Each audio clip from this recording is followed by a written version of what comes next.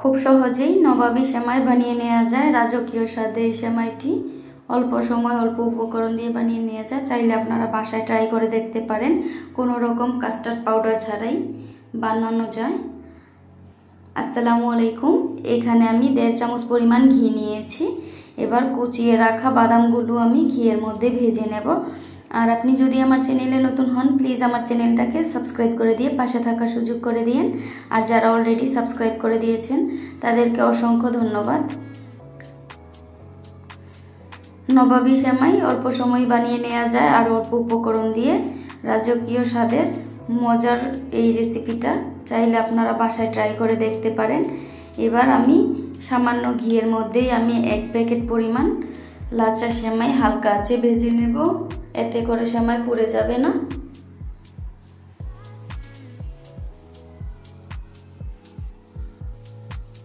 কিছুক্ষণ ভাজা হয়ে গেলে এর মধ্যে 1/2 কাপ পরিমাণ চিনি দেব।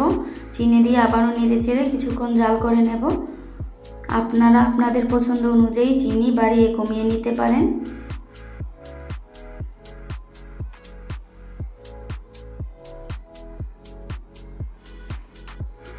এবার এখানে 1/3 কাপ আমি গুঁড়া দুধ ব্যবহার করব।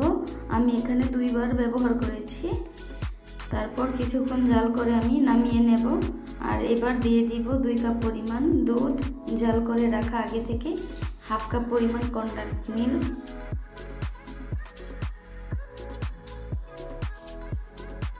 এবার নেড়ে দিব।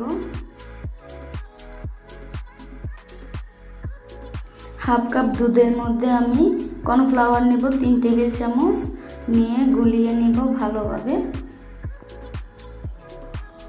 এবার দুধের মধ্যে আমি একটু একটু করে দেব আর অন্য হাতে চামচ দিয়ে নেড়ে নেব। এতে করে দলা পেকে যাবে না।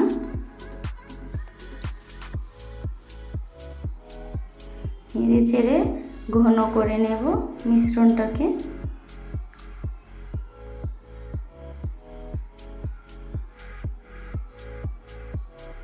আর শেষ পর্যায়ে দিয়ে দিব আমি 1/2 কাপ পরিমাণ আবারও গুঁড়া দুধ। গুঁড়া দুধ দিয়ে কিছুক্ষণ জাল করে আমি উঠিয়ে নেব। এবার আমি যেই পাত্রে সেমাইটা সেট করব সেই পাত্রে আমি প্রথমে সেমাই দিয়ে দিব নিচে। তারপর দিয়ে দিব কিছুটা ভেজে রাখা বাদাম কুচি, কিশমিশ আর খেজুরের কুচি। এবার দিয়ে দিব কর্নফ্লাওয়ারের মিশ্রণটা।